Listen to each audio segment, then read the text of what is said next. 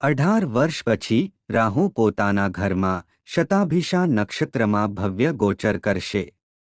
કર્ક રાશિ માટે 4 મહત્વપૂર્ણ ભવિષ્યવાણીઓ। મિત્રો, તમને જણાવી દઈએ કે 18 વર્ષ પછી રાહુ પોતાના ઘરમાં શતાભિષા નક્ષત્રમાં સંપૂર્ણ રીતે પાછો ફરવાનો છે। આ કર્ક રાશિના લોકો માટે નોંધપાત્ર ફેરફારો લાવશે, કારણ કે જ્યારે કોઈ ગ્રહ પોતાના ઘરે પાછો ફરે છે ત્યારે તે એક શક્તિશાળી સ્વરૂપ બનાવે છે અને બધી રાશિઓ પર તેની ઊંડી અસર પડે છે। 18 વર્ષ પછી ભ્રામક ગ્રહ રાહુની શક્તિ સંપૂર્ણપણે જાગૃત થશે। મિત્રો, તમને જણાવી દઈએ કે જ્યોતિષશાસ્ત્રમાં રાહુને છાયાગ્રહ, માયાનો સ્વામી અને ભ્રમનો સર્જક કહેવામાં આવે છે। તે કોઈ ભૌતિક ગ્રહ નથી, પરંતુ તે બિંદુ છે જ્યાં સૂર્ય અને ચંદ્રની ભ્રમણકક્ષાઓ એકબીજાને છેદે છે। મિત્રો, અહીંથી કર્મની કસોટી અને આત્માની યાત્રા શરૂ થાય છે।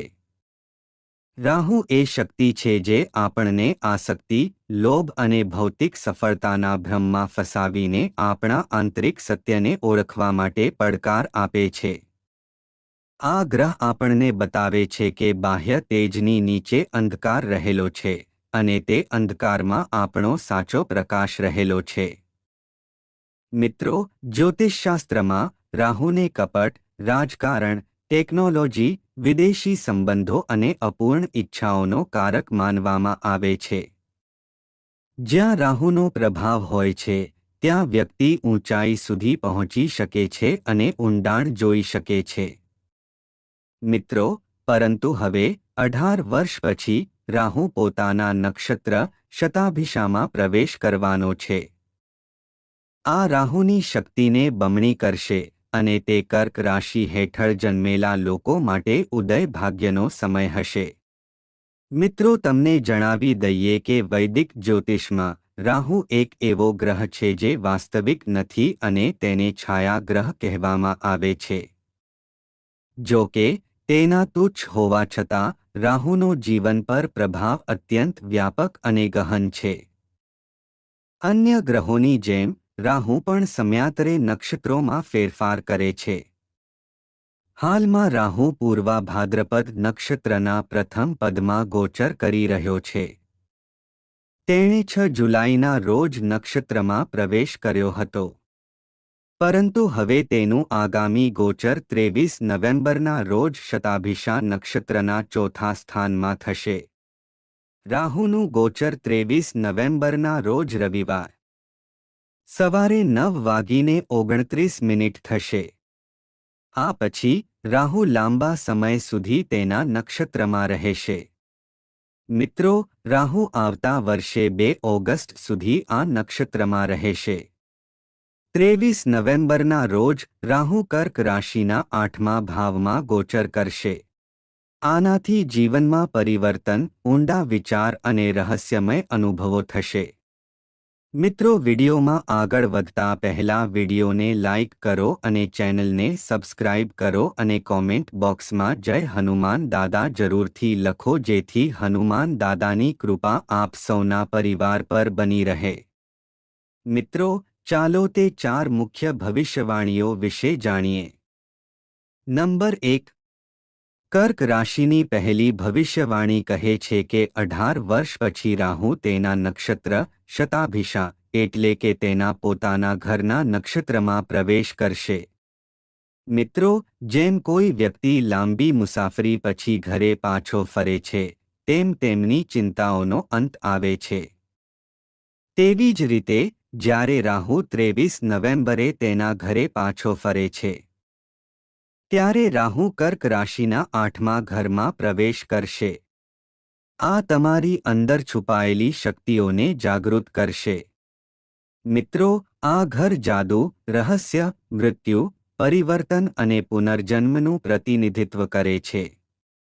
રાહુનું આ સ્થિતિમાં આગમન તમારા વિચારને વધુ ઊંડું બનાવશે।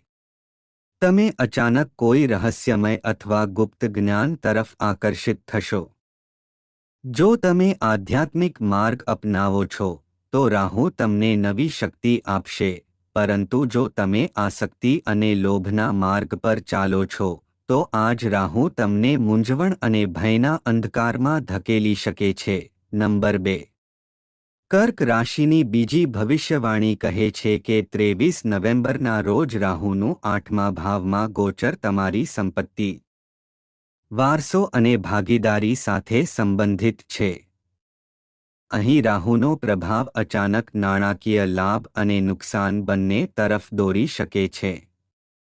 જો તમે કોઈની સાથે રોકાણ કર્યું છે તો સાવચેત રહો, કારણ કે રાહુ છેતરપિંડી અને ભ્રમનો ગ્રહ છે.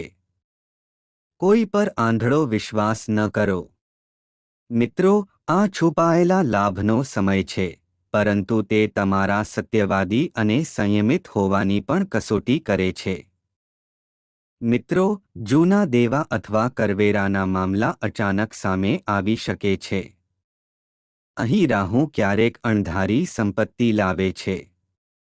જો કે, જો કોઈ વ્યક્તિ લોભી બને છે તો તે જ સંપત્તિ પાછળથી સમસ્યા બની શકે છે. તેથી સંયમ રાખો. તમારી મહેનત પર વિશ્વાસ કરો અને ભાગીદારીમાં પારદર્શિતા જાળવી રાખો. નંબર 3.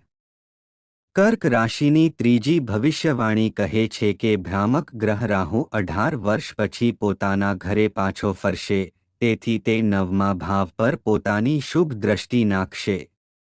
23 નવેમ્બરના રોજ રાહુ કર્ક રાશિના 8મા ભાવમાં ગોચર કરશે.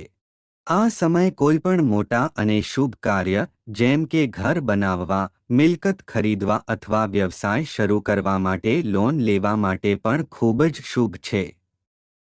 રાહુનું 9મું પાસું તમને નાણાકીય લાભ લાવશે.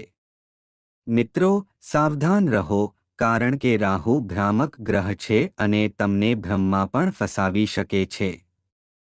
આ સમય દરમિયાન તમારી નાણાકીય પરિસ્થિતિ વિશે સાવધાન રહો, કારણ કે 23 નવેમ્બરે રાહુનું ભ્રામક ગોચર કર્ક રાશિના જાતકો માટે નાણાકીય નુકસાનનું કારણ પણ બનશે. દરેક કાર્ય વિચારપૂર્વક કરો. લોકો પર વિશ્વાસ કરતા પહેલા તેમના પર મૂલ્યાંકન કરવાનું ભૂલશો નહીં.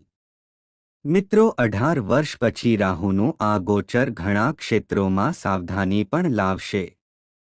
મિત્રો, સાવધાન રહો, સતર્ક રહો અને લોકોની ચાલાકીમાં ન ફસાઓ. નંબર 4. કર્ક રાશિની ચોથી ભવિષ્યવાણી કહે છે કે રાહુનું 18 વર્ષ પછી તેના ઘર શતાભિષા નક્ષત્રમાંથી ગોચર.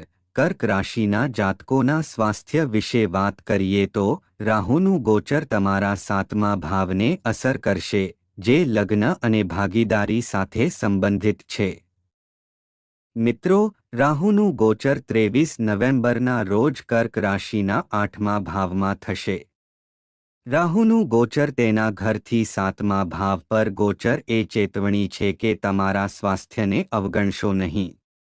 પેટ સંબંધિત સમસ્યાઓ, પાચન, લીવર કાર્ય અથવા ત્વચાની એલર્જી વિશે ખાસ સાવધાન રહો.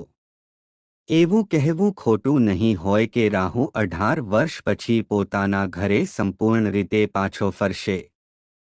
તેથી તમારે તમારા સ્વાસ્થ્ય પ્રત્યે સાવધાન રહેવાની જરૂર પડશે. ખાસ ઉપાય મિત્રો, શનિવારે ગરીબ વ્યક્તિને કાળા તલ, સરસવનું તેલ અને કાળું કપડું દાન કરો.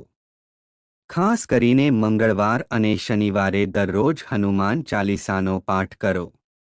રાવે નમઃ મંત્રનો 108 વાર જાપ કરો. રાહુ ગ્રહની શાંતિપૂર્ણ અસર માટે તલનો દીવો પ્રગટાવો. ભૂખ્યા વ્યક્તિને ખવડાવો અને કાગડાને રોટલી ખવડાવો.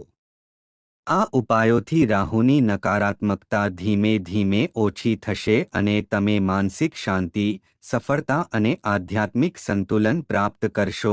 મિત્રો, તમને આ માહિતી કેવી લાગી તે કોમેન્ટ કરીને જરૂરથી જણાવજો. જો તમને આ માહિતી પસંદ આવી હોય તો વિડીયોને લાઇક કરજો અને ચેનલને સબસ્ક્રાઇબ કરજો અને કોમેન્ટ બોક્સમાં જય હનુમાન દાદા જરૂરથી લખજો, જેથી હનુમાન દાદાની કૃપા આપ સૌના પરિવાર પર બની રહે. વિડીયોને છેલ્લે સુધી જોવા બદલ આપનો ખૂબ ખૂબ આભાર.